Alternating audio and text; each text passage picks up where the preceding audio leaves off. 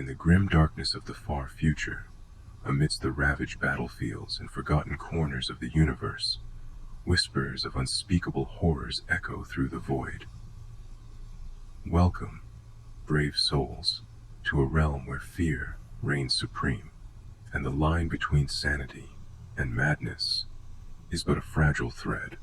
Welcome to the twisted tales of Warhammer Horror.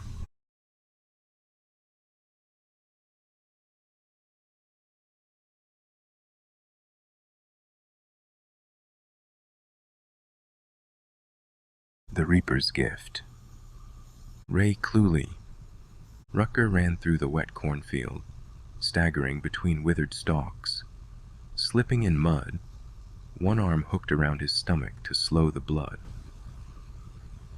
A weak rain hung in the air like mist. The sky was thick with cloud, and all color had seeped away to something purple-tinged, like a contusion. Rutger held up a hand to protect his face from the crops, barely able to see where he was going in the descending darkness. He glanced behind, as he'd done countless times over miles he barely remembered, but all he saw was stalks of corn closing behind him in broken rows. Some were bent out of shape, bloodied by his passing. Others drooped with the weight of their own rot. Trampled stalks pressed beneath his boots were slow to rise again, and the prints he'd left in the mud were filling with small puddles. He would be easy to track, even in this dying light.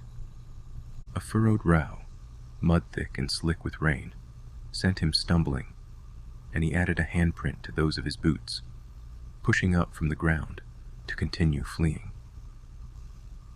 He turned, with the direction of the crops, and followed them for a few moments of easier progress, then turned again for the safety of their cover. Amongst the corn were tangled low growths of bloodweed. Some of it burst underfoot as he ran, souring the soil with its dark, poisonous sap.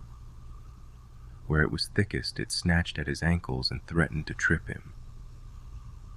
It was said that upon land where battles had been fierce, the bloodweed grew, and there was nowhere in Shyish that had not known battle. It thrived where blood had been spilt in vast quantities, keeping the killing fields red and spreading to choke whatever else might grow. It was desperately difficult to farm such land, but evidently there were those who tried. Rutger cursed them for not plowing deep enough before planting, for not pulling the weed properly, and he turned to find a clearer route through the rows of the cornfield. Crows burst into sudden flight around him, in a flurry of feathers that swallowed him with their darkness. He dropped into a crouch, one arm overhead to fend off the thunder of their wings. Then they were gone, lost to the early evening sky, as quickly as they had erupted into being. He heard their cries, and for a moment he was back on the battlefield, with the screams and shrieks of the dying. With his eyes clenched shut, he saw soldiers fall, carved to bloody pieces, saw them trampled by the hooves of two-legged beasts that growled and howled as they rushed towards their next enemy, each one hefting vicious blades or wickedly tipped spears. One of them swung at him, but he found his feet and ran, and he was back in the cornfield, fleeing from a battle left far behind. The sky deepened with cloud and seemed to press upon him, slowing him, trying to claim him for its own. With Sigmar's strength, Rutger began, but he was panting and could go no further with the prayer. With Sigmar's strength, he tried again, but what god would listen to him anyway? Sigmar's strength was for those who had their own, and Rutger's had all but left him. He risked another look at his stomach, but in the gloom saw only where his wet wound gaped and bled. He held it closed again, his sodden sleeve a makeshift bandage, and kept running, stumbling, gasping partial prayers to a god he'd left behind with the dying. With Sigmar's strength, I wield, he said. Forging forward, never yield. The words came at last, a litany of habit, but he dismissed all but 2 of them as he ran, reciting, forging forward, a heartbeat rhythm to keep his legs moving, setting a pace that kept him forging forward. Forging forward.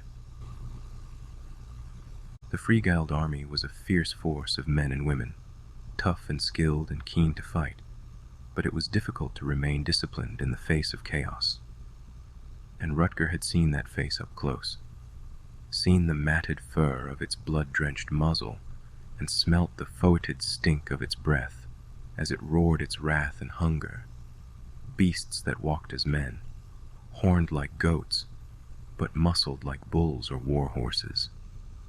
Armed with deadly spears and serrated blades of steel and bone, they cut through ranks of soldiers in a ferocious frenzy. Driven by bloodlust, the beasts had hacked and torn, roaring their war cries, as if outraged by man's very existence. Rutger had seen friends fall and scatter, and he'd fled, determined to live while others died. He ducked into and through another line of crops, swatting a path clear and grabbing at things to keep himself upright. The strength in his legs was fading with the light. His breathing came hard and ragged. Blood oozed from his wound despite his attempts to staunch its flow, taking his warmth with it. But still he ran, driven by desperation and fear. A sudden figure loomed out of the dark, tall and long-limbed. With a startled cry, Rutger tried to halt, but fell with the abrupt action, throwing himself backwards, as best he could, to get away from the weapon he saw descending upon him. He brought his arms up, yelling with the pain it pulled from his open wound, only to find he shielded himself from nothing. The weapon hung suspended above him, its long curving blade refusing to fall. Rutger cowered from a man of straw. Tattered clothing, lumpy with old stuffing, sagged and bulged around the ropes that held it staked. Across its body, fixed in place, a scythe rusted in the rain, and above that leered a sackcloth face, slashed open in a split grin, black with mold. Rutger tried to laugh but made only a strangled sound, like a sob, as he rolled over in his struggle to stand. A man of straw, slumped in a neglected field of corn. That was all. Rutger noted how its insides spilled from a seam around the waist, and looked again at his own injury. He held out no hope for help. Not around here, but there would be shelter, he thought. An old farmhouse, perhaps a barn. He would rest in whatever ruin he could find. And, yes, there, praise Sigmar. The land sloped and he followed it down, stumbling more than running now towards the leaning shape of an old building, little more than a silhouette in the fading light. He almost fell again, this time with relief, as if he could rest right here in sight of it. He was so exhausted, but he forced himself onward, gasping and bleeding, and forging forward. Maudeline cut the last of the stunted vegetables into small, thin pieces, as if that would convince anyone there was enough, and carried them on the chopping board to where a pot heated slowly over the room's fire. Heron, Lise, mind out of my way. The children were sitting close to the fire, playing a quiet game of straw draw on the low protruding stone of the hearth. They were too old for such games, but they went through the motions of selecting straws from the other's hand and nodding or tutting at each result. It was a game their father had taught them. Perhaps they took some comfort from that. She nudged her way past, and with her knife swept the vegetables into the stew. The pieces sank all too quickly. She would need to thicken it up, or they'd merely be drinking their dinner tonight. "Where's your brother?" Heron said nothing, too focused on his turn of the game, but Lise glanced up and said, "Chores." "Still?" The girl shrugged. Maudeline took the board and knife back to where she'd been preparing dinner. She considered the small sack of flour on the counter. Supplies were scarce. She'd have to try one of the neighboring farms soon, but each time meant traveling further afield. Not that anyone had anything they were willing to spare. "You cheated." "Did not." "Quiet, you two." "But he cheated, Ma. He took more than he should." "And what have I told you about men?" She had a scowl for her daughter. "That they can't be trusted." Lise borrowed some of her mother's scowl for her brother. "I didn't cheat."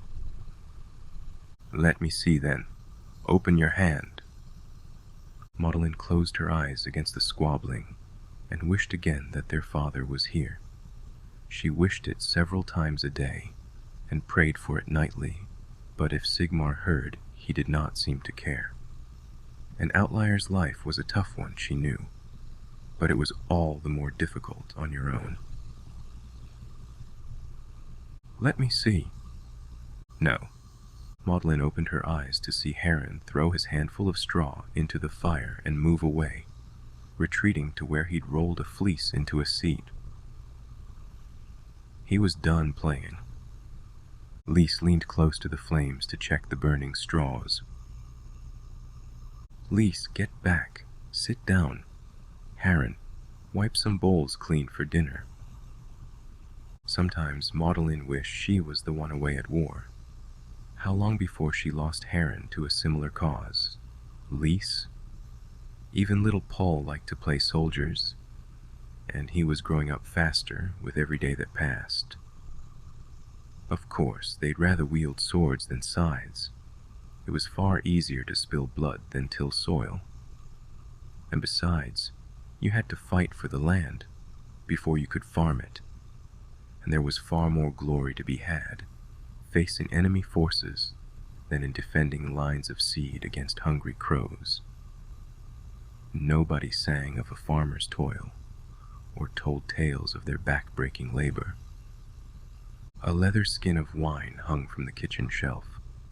She was saving it for her husband, but the amount she saved for him grew less each week. If he didn't come home to them soon, there'd be nothing but gritty well water to drink.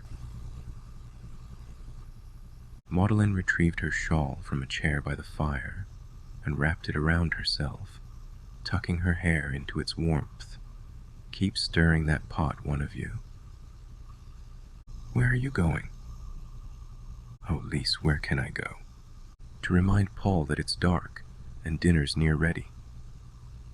She took the lantern pole from beside the door.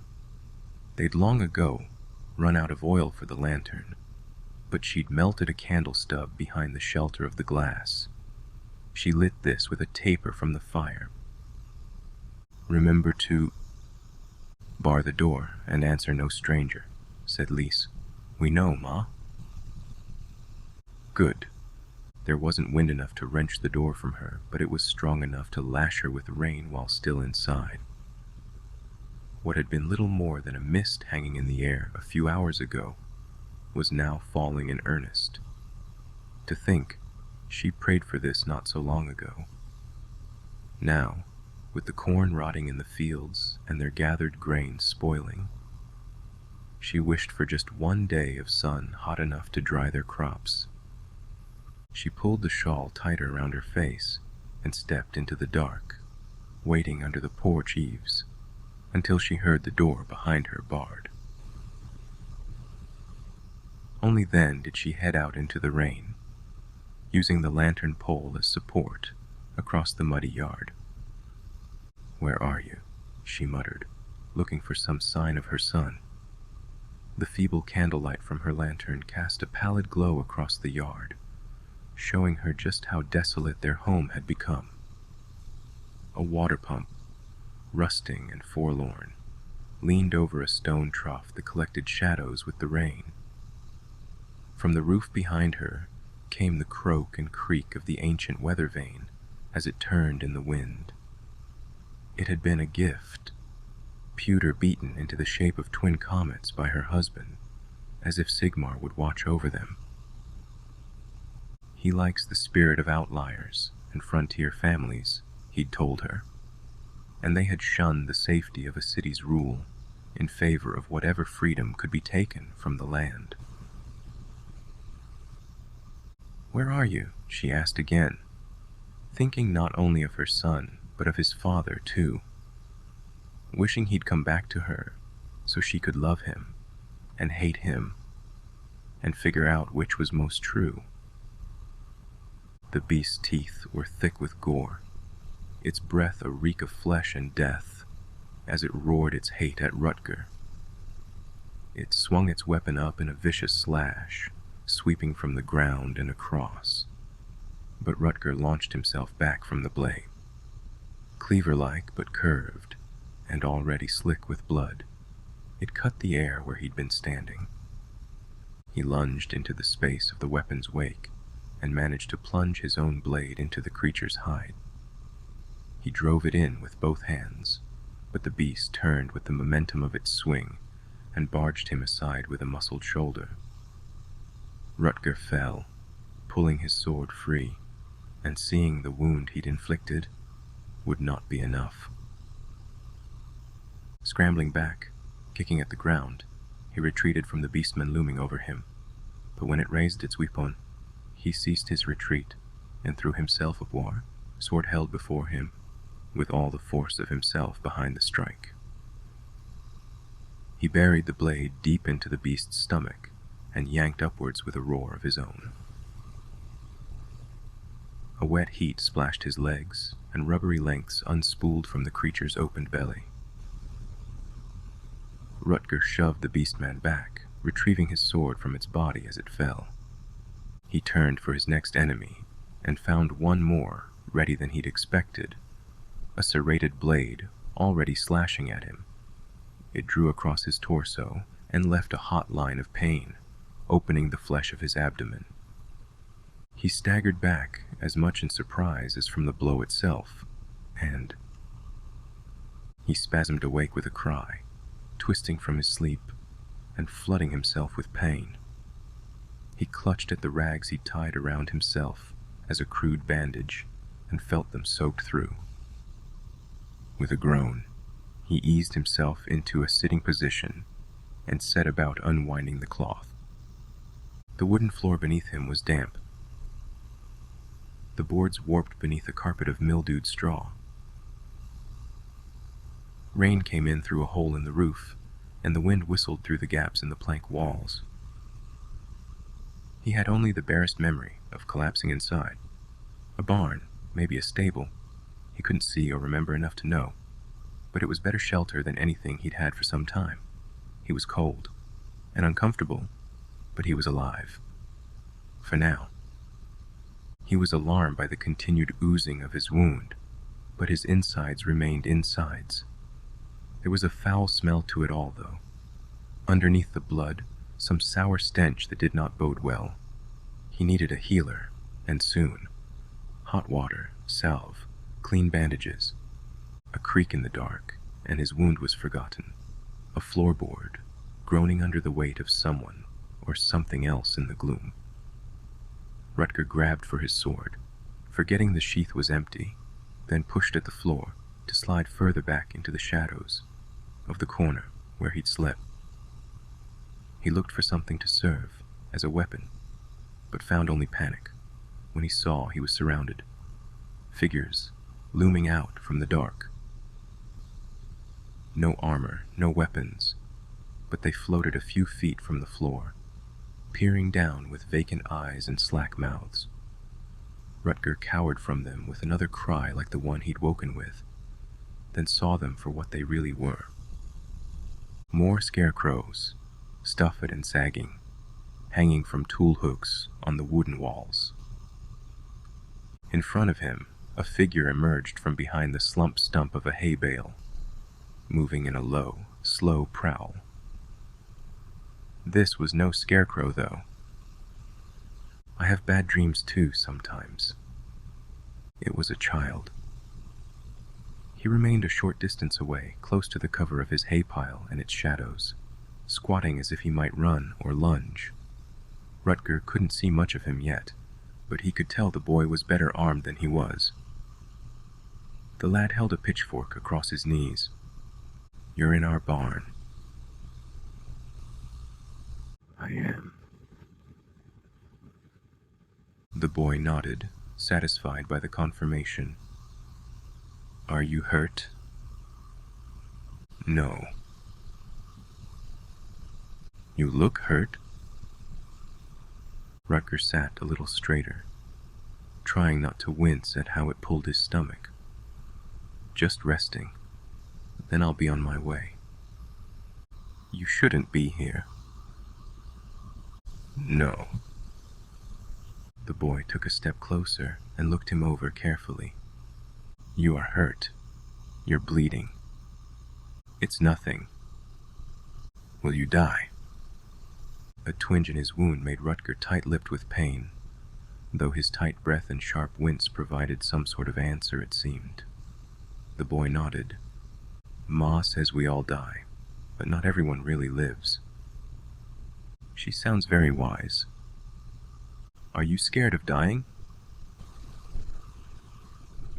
A beastman lunged at Rutger, its face rushing to his with a ferocious bellow. He flinched from a bite that didn't come because he was in a barn, and there were no beasts here, just this boy waiting for an answer. "I'm terrified," Rutger wanted to say. "I've seen what's out there, and how it hungers for us. I've looked into the blood-drenched face of chaos and seen it grin." Whatever expression accompanied Rutger's thoughts, it made the boy wary. He raised the pitchfork as if to plunge the tines into Rutger's chest. "Those frighten me, that's a certainty," Rutger said, nodding at the closest man a straw.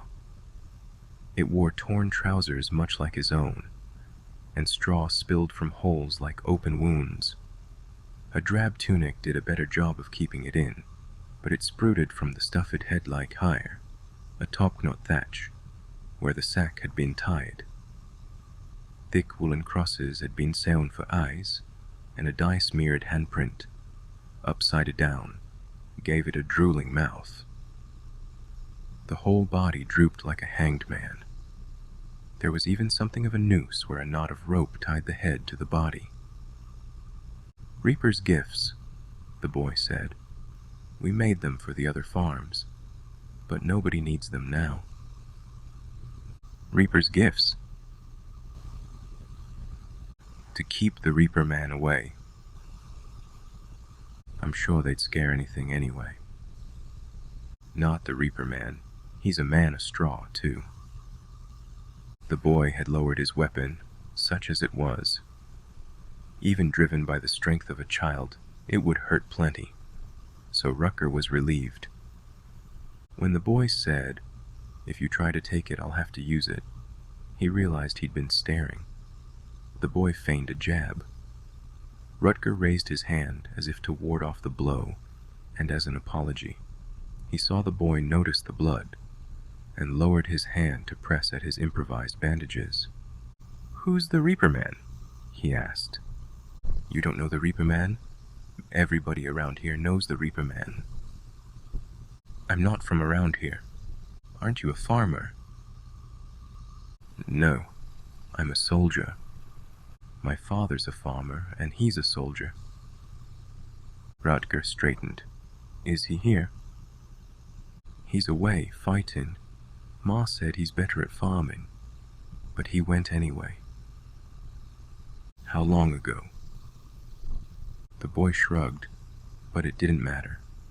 Rutger could tell from the look of the place that the boy's father had been gone a while. "Can I see?" the boy asked. He pointed at Rutger's stomach. "No. I can help you. It's too dark." The boy put down his weapon and reached behind the drooping hay bale where he'd been hiding. He retrieved a lantern and opened the shutter, to reveal the stump of a candle, burning. The inside of the barn was bathed in a weak and flickering light. It struck the hanging straw men so they seemed to move out of their own shadows. "Show me," the boy said as he approached, "and I'll tell you about the Reaper Man." It seemed a fair trade. Maudeline clutched her shawl tight around her face and peered out into the drizzle, lantern held before her on its staff. She went to the chicken coop, where Paul was meant to have gathered whatever eggs their scrawny bird might have managed to squeeze out. If their circumstances didn't change soon, she would have to put it in the pot for dinner. Though she feared that once plucked, all she'd have to show for it would be the poor bird's bones. It was scratching at the dirt, so Paul had tossed it something to eat at least. But where was he? After the chicken, he was supposed to. A noise in the dark snatched the rest of her thought away. A gruff breath, she thought, like the snort of a horse. And maybe the quick creak of wood as if it pulled against some nearby hitching post. But the farm hadn't known a horse since, well, a long time. And there was no hitching post. Only the boards of the coop and the line of fencing around it. The chicken book-awed in alarm and flustered a panicked path, this way and that. Maudeline did not call out. Anyone out here at this time would not mean them well, and it would be senseless to alert them that she had heard something of their movements. If it were an animal, then she didn't want it alerted either. Their larder desperately needed restocking. She drew the slim blade she always carried in the front of her apron. It was the sharpest and most prized of her kitchen wares, good for the toughest of meat. It would do. She approached the far side of the coop, keeping distance enough between her and the small pen that anyone hiding there couldn't lunge at her from its cover.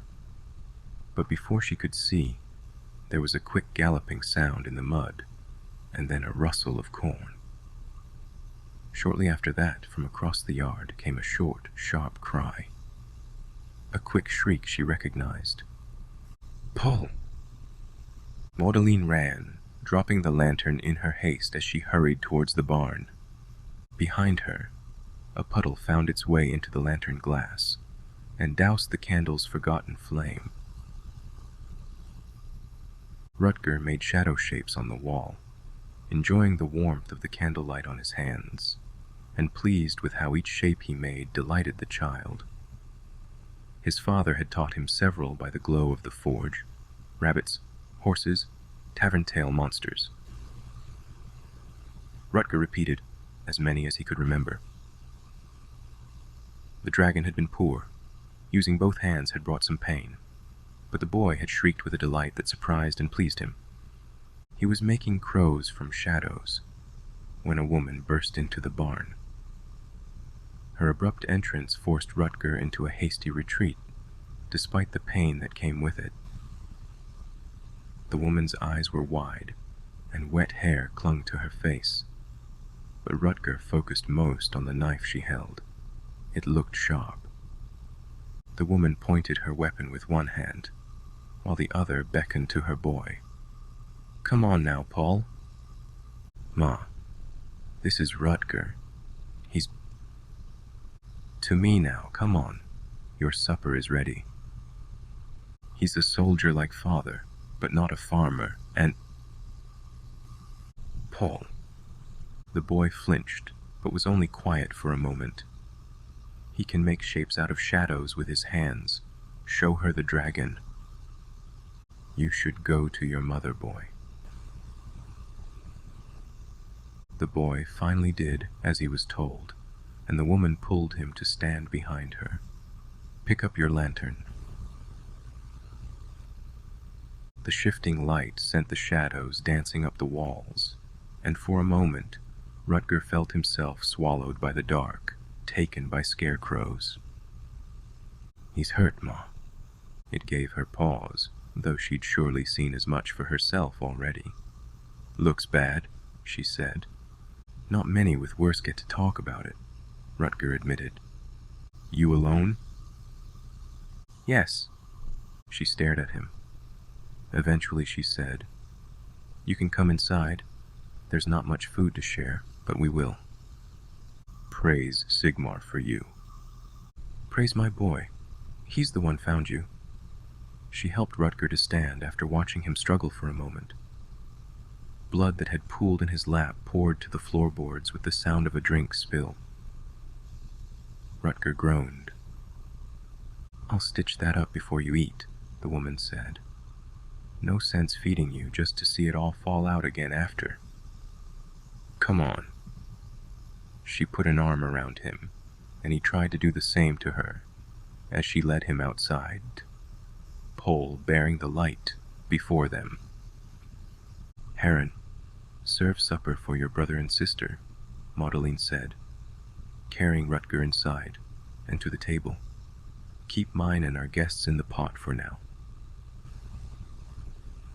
It was all she gave them as an introduction, though Pole told them, "He was in the barn. He's a soldier." "Sit down," Magdalene told Rutger, easing him into a chair she'd turned away from the table. "He's hurt." "Yes, Lise, he's hurt. Now eat your supper." Magdalene knelt beside Rutger, using her body to block any view the children might get of his wound as she peeled away his shirt. The smell beneath was so foul that she was forced to turn her head as she pulled the last of his makeshift bandages away. They stuck to his flesh, crusted to the split in his skin, and he hissed as they came free. Magdalene dropped the sodden rags into a bowl already dark with blood. "I'll need to clean it first. You can hold it, but I'll need to get in under your hands with a hot cloth before I stitch you back together." Rutger clenched his teeth. His breathing came hard and fast through his nose. "What did this?" she asked him. The memory was instant and jarring, a beast with a savage cry of promised pain as it attacked. Rutger flinched. Was it a sword? An axe? Something like the two together, Rutger said, but as long as a spear. The woman, Magdalene, leaned closer, her nose wrinkled against the stench coming from his wound. "Well, it's cut you wide open, but I don't know how much damage has been done inside. I can't see." She looked up at him. She'd wiped sweat from her brow, and a line of his blood was smeared across her forehead. She had a stern face, tough-looking, like weathered iron. He'd known women like her in the army. Her youth had worn away with hard work and children, who were likely much the same thing. But whatever hardships she'd endured only made her features more striking. "Just stitch it closed for now," Rutger said. "For now," she said. They both knew that for now was probably as long as he was likely to get, but she cleaned the wound as best she could. It was ragged in places, flesh torn where it hadn't been cut. She pointed it out to Rutger, who grunted, remembering the wicked points of the weapon's serrated edge. "Tricky to stitch," she said. "Then I'll have an interesting scar." His skin, pale as fish belly, was numb to each press of her needle when it came, but the pull of coarse thread through him was like a rough fire. He thought of the scarecrows hanging in the barn, splitting their stitches in the dark.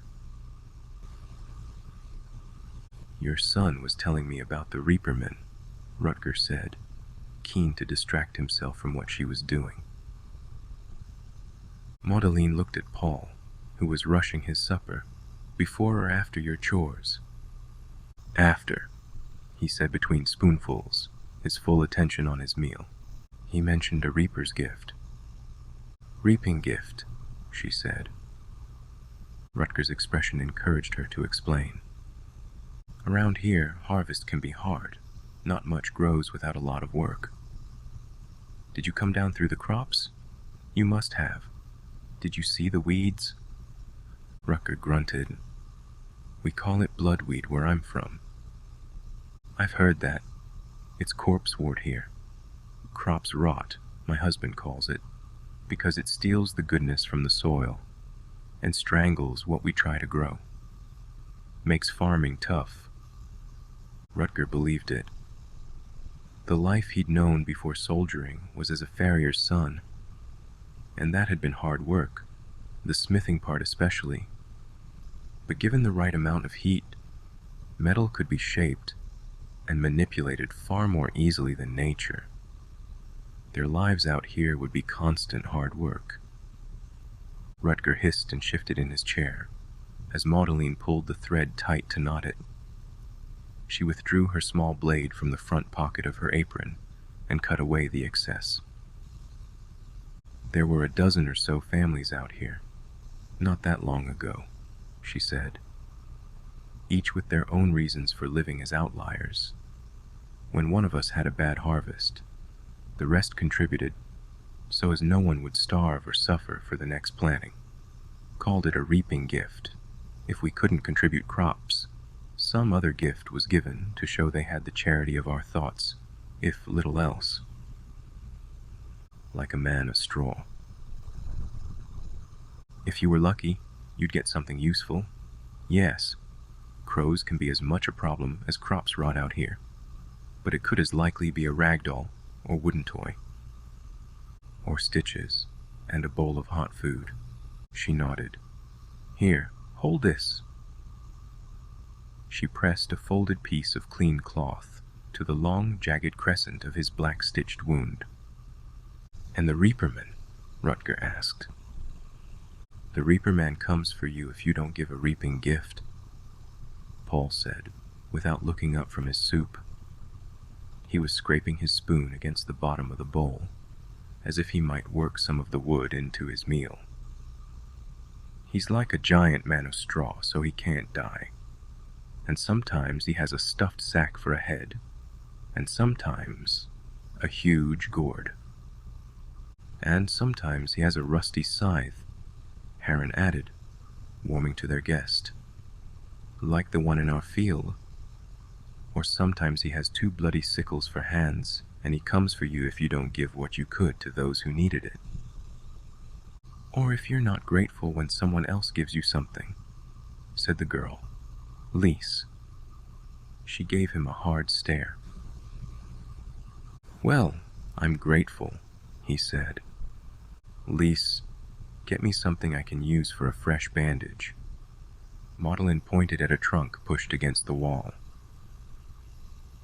The girl left the table to do as she was told.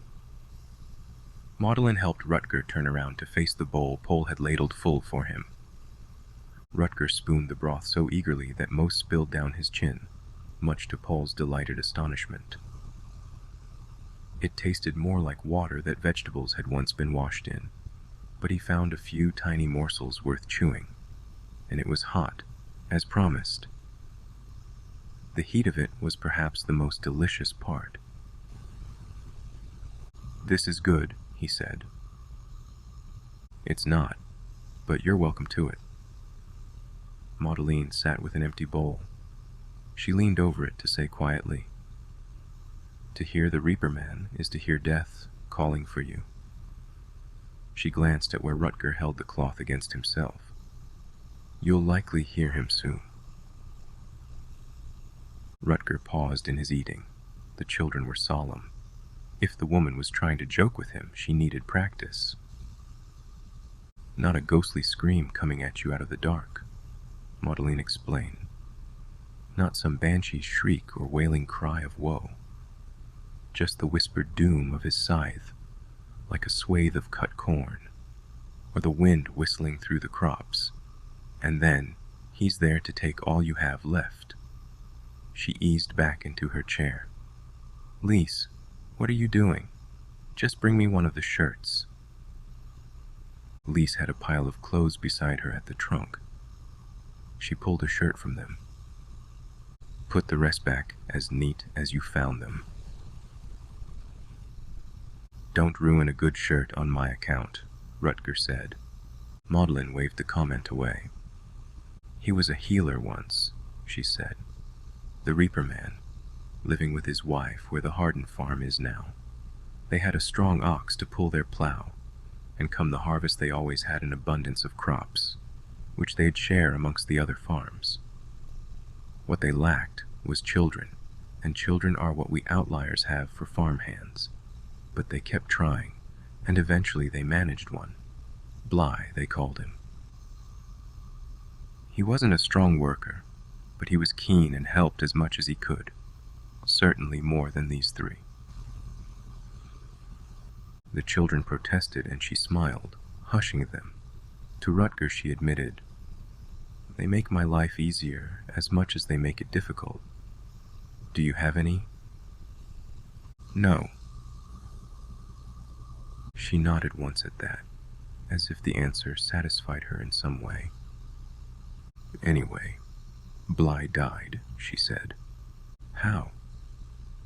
"He fell under the plow," Maudlin said. Dragged a full length of the field, too, unable to cry out for being choked with churned earth, turning over and over against the curved blades of the plow arm, while his blood spilled into the soil, souring it with his death. That's what drew the corpse wart, they say. The bloodweed. Land's been cursed ever since. Lise brought a shirt to her mother and ladled her a bowl of the broth. It seemed to Rutger that the story was finished, but just as he spooned up the last of his own supper, Maudlin spoke again. The wife was ruined with grief. She took sick and fell beyond the healing powers of her husband, succumbing to her suffering. The husband, already hollowed with one loss, slaughtered the ox in a fit of grief-born rage. His neighbors, they were unable or unwilling to help him after, and though they pitied him, they did little to stop his crops failing and provided nothing from their own harvest.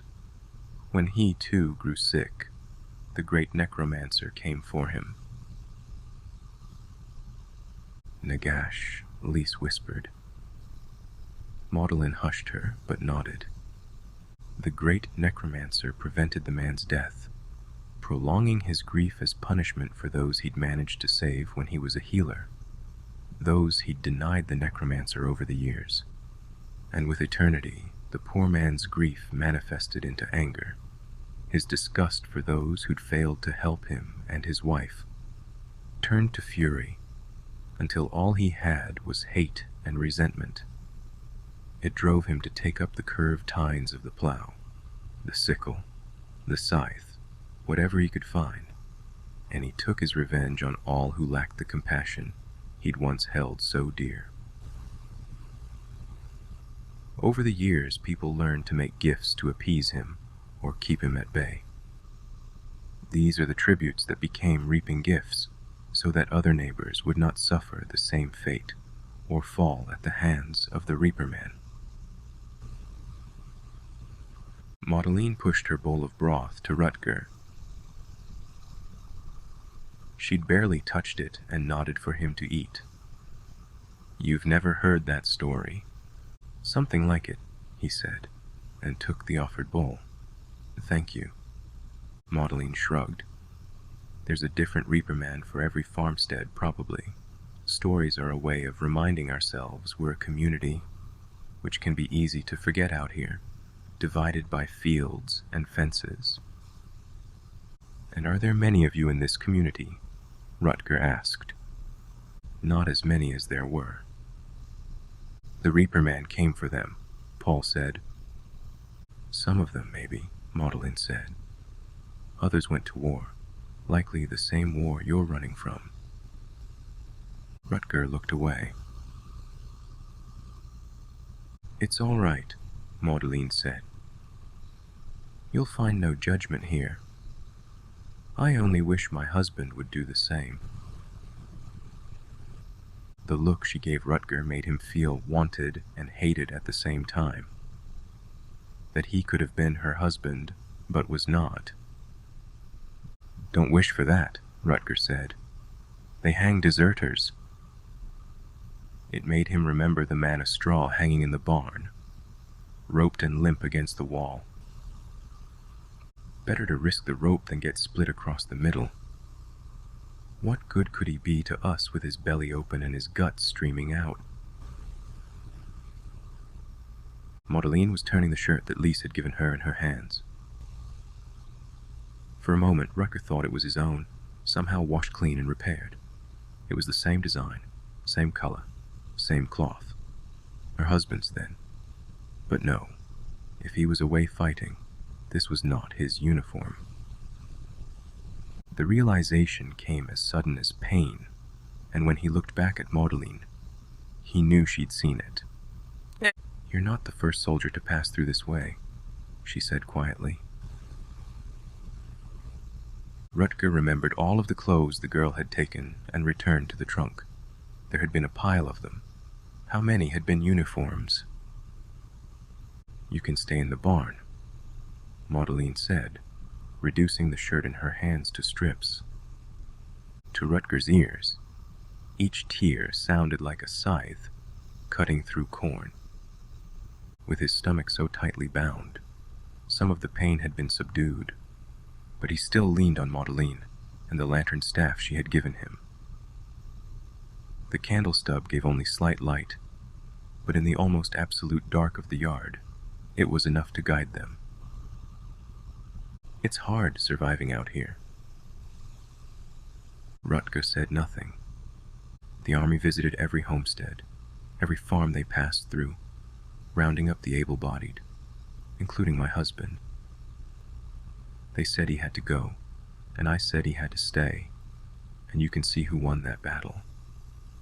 They took our old mule too, though it weren't much good for anything but its manure anymore, and all of our chickens save one. If it wasn't for those 3 in there, I'd have been pressed into service too. Still, it taught me an important lesson. What's that? Take what you can from those who have it. Rutger grunted. "Not all deserters get the rope," he said. "Not if they come through this way." Rutger stopped. He moved away from Maudelyne and leaned against a water pump. Why bother sewing me up? Why feed me? He was looking at the sword she wore. Before leaving the house, she had retrieved it from the trunk, one weapon from a choice of several, and made a show of fastening it around her waist. Maudelyne had no answer for his question, nothing she was willing to give anyway. "Do I remind you of him?" She took his arm and pulled him towards the barn. "No, you do not." "Then why, if I'm only going to become a pile of clothes and belongings, why waste your food and thread?" She sighed. "The meat's ruined." "The meat?" "It's festering, infected. I can't tell quite what. Perhaps the weapon that ripped you open was poisoned with something. All I know is I wouldn't trust it for my children." Rutger pulled away again. Though without the pump to lean on, he wasn't very steady on his feet. Sigmar's mercy. He was grateful his broth had only been vegetable water. I suppose you could call it that. She met his look without flinching. "You've seen the wasted state of the crops. Bloodweed isn't fit for eating, and the crows are no better. We get eggs from our once scrawny chicken, but so rarely that I'd cook it if it weren't all beak, bone, and feathers." Rutger could barely look at her. How many had come this way, only to find themselves meat in her larder? "You can sleep safe tonight," Maudelyne told him, "and then be on your way elsewhere tomorrow. Anything I might have taken from you, I'd have taken already." Rutger was still looking at the sword. She was right. He was in no fit state to fight her. He hung his head in resignation. That was when he saw it. "Magdalene, look." Warily, she looked to where he pointed and saw the churned mud. The night sky was cloudy, almost lightless, but Rutger lowered the lantern towards the ground to reveal a number of split hoof prints. They circled the chicken coop. Magdalene began to follow them. "I heard something out here earlier," she said. "An animal." She eased the sword she wore from its sheath and held it point forward, ready to lunge. "No," Rutger said. "Wait," and stepped forward to restrain her. It came out of the darkness with surprising speed. They saw it only briefly by the weak light of the candle stub, but it was enough to frighten them into a shared gasp. Its face was long like that of a horse, but more like a goat's in shape and features, with long horns curling back from its head. It snarled at them, teeth jagged and sharp, and raised a hairy fist to show a cleaver-like weapon. Rutger noted the beast's lack of armor, saw only a strap of leather.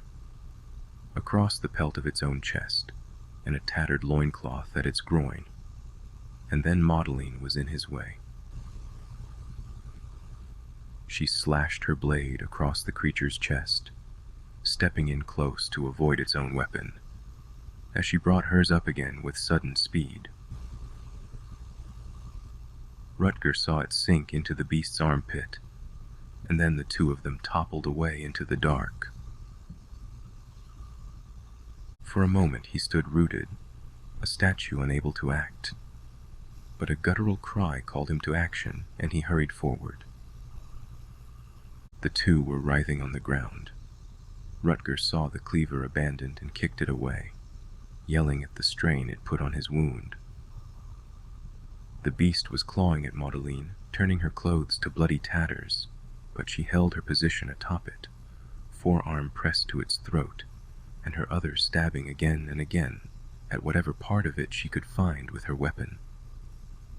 Rutger jabbed at the creature's face with the shaft of the lantern pole, but it was knocked away in the fray. In his fumble to keep hold of it, he managed to reverse it around and brought it down with both hands, hard, smashing the lantern into the beast's head. Just as Magdalene slammed her sword up under its chin, pinning its jaw closed. The rest was done in darkness.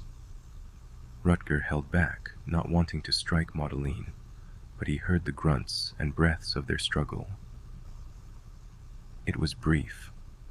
Once his eyes grew accustomed to the night, he saw Magdalene sit back, still astride the creature, sword dripping in her fist.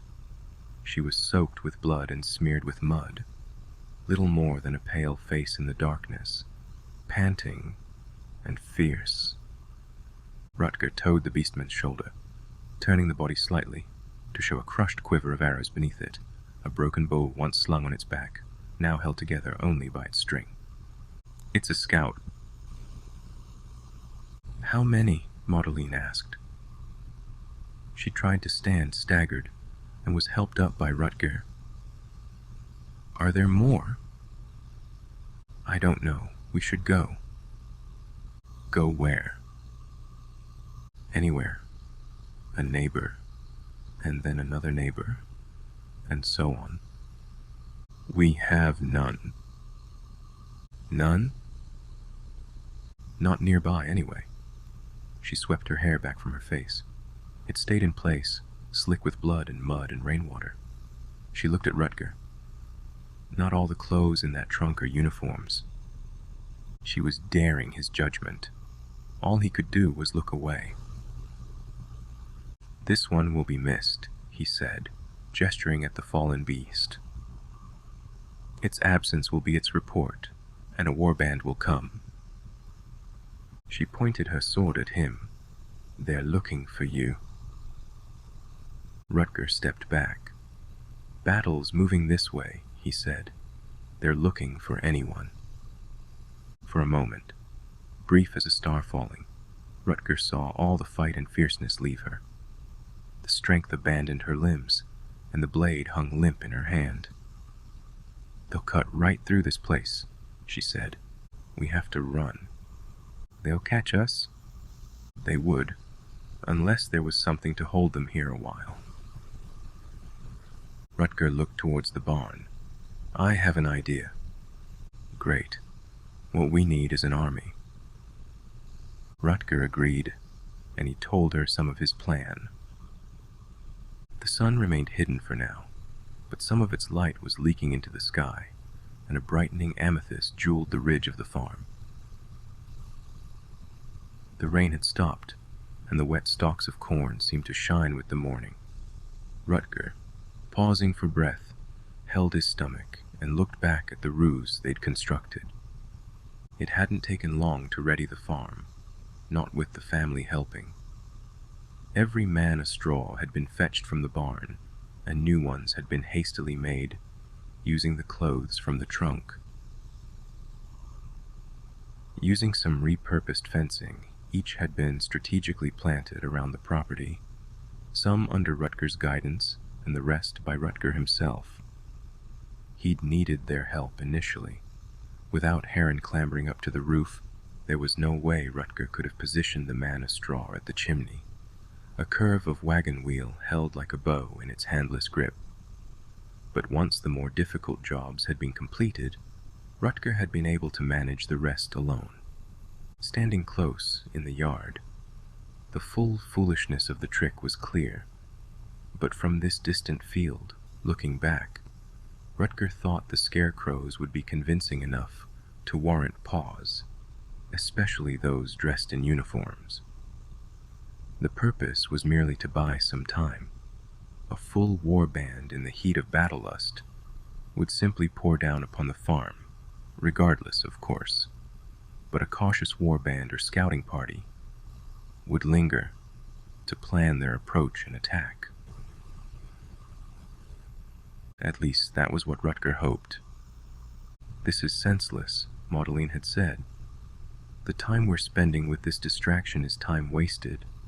We should be leaving. At night. I can find our way in the dark. I've no doubt, but you'd be a fool to try. If a party discovers this place abandoned, they'll move right on through Murgust and find you before the sun has fully risen. They move faster than you. The Gowers have a horse. Rutger looked at her then, considering this news. She's a tired old mare, but if she could be so easily taken, you'd have done so already, if only for food. My guess is that the Gowers have learnt about your visits to other neighbors, or are otherwise too many, too strong, or too wily to be easily plundered. He took her silence as agreement. Paul had been breaking boards into shield shapes. He'd proven a resourceful boy. The stuffed archer on the roof had been his idea. It's like your shadows, he'd said, and put his hands together to mimic a flapping bird. Children's games, Maudlin had muttered. Lise, picking up on her mother's mood, had pointed out. They won't be very convincing if they can't move. Then we'll make them move. How? The same way your weather vane works. Maudlin had looked up at the roof, though it was too dark to see anything. And if there's no wind? As it turned out, her concern had been warranted. This morning, with the rain clouds dispersed, the dawn was calm. Barely any breeze rustled the corn. But it didn't matter, not now. Rutger leaned forward, as much as his wound allowed, and tried to catch his breath. He was already exhausted. We won't be able to wait for you, Maudlin had warned him. I know. It doesn't matter. She'd handed him one of the swords from the trunk. Each of her children had strapped one on as well.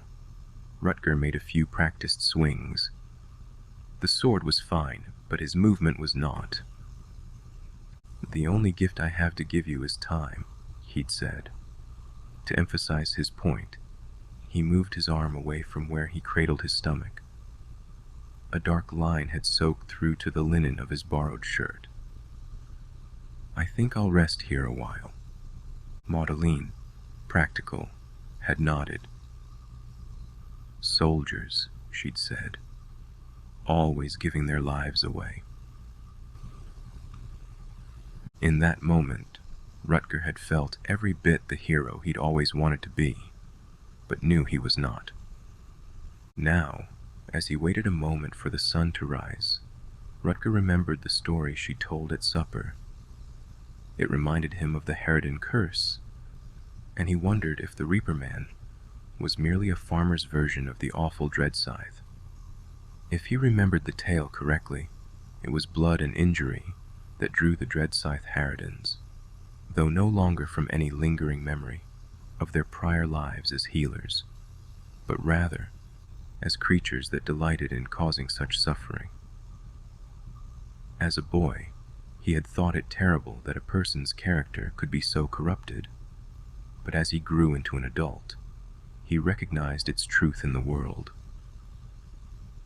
Now he thought the worst thing about the story was the idea that some inkling of what they used to be remained inside their new cursed form, so that even as they attacked the living, some part of them screamed in powerless torment against what they had become.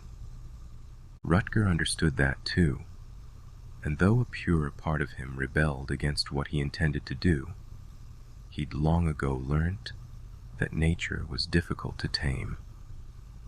His metal had been formed in the forge of war, and there was no changing the shape of it now. Even if he could, these people had taught him something else. Take what you can from those who have it. Do whatever it takes to survive. He'd subdued the woman first. As a farrier's boy, he was familiar with how to approach a horse that might kick, just as he knew how to swing a hammer hard and true. As she'd filled a sack with meager provisions, I could pack all we have and we'd still be traveling light. Rutger had retrieved a hatchet from the woodpile and brought the back of it down, hard across the back of her skull. After her, the children had been easy. He could still just about see where the eldest of the children, Harren, struggled against the ropes binding him to the stake in the farmyard. Arms bound outstretched, as if waiting to fight, he pivoted left and right. A distance away, with several scarecrows between them, his sister's struggles had the same effect, and further away still was Paul. Their movements only served to make the ploy more convincing to whatever might see them from afar. "I'm sorry," Rutger muttered, though he doubted his own words. He looked again to where his wound was suppurating unseen beneath his bandages, and remembered Maudeline's opinion of it, that he was poisoned or infected. Perhaps she was right. Perhaps he would not endure the wound for long, but he would try. That was the lesson he had taken from this family's survival, though it was a lesson Maudeline hadn't meant to give.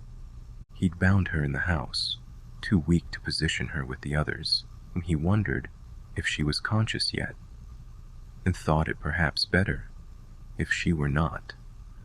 They would have died anyway, he told himself, shrugging the sack of stolen supplies into a more comfortable position over his shoulder. Out here, a woman and 3 children, fleeing from such beasts. They had no chance. Such was the flimsy argument he made for himself, believing it about as much as he believed his apology for the part he'd play in their demise.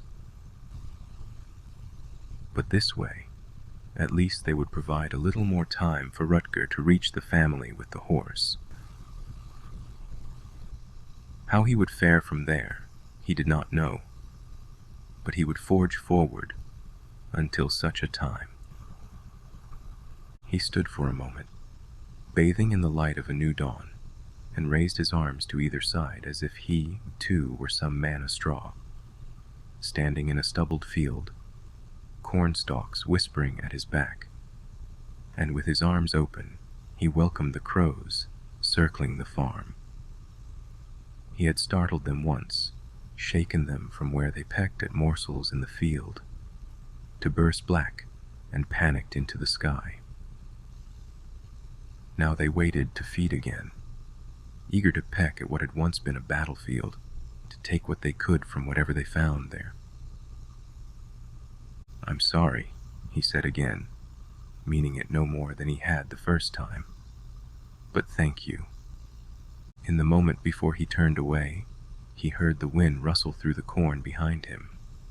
He heard the quiet, drawn-out hush of whispering stalks, and somewhere within that sound was the unmistakable shush of a scythe slicing through crops. A reaping sound.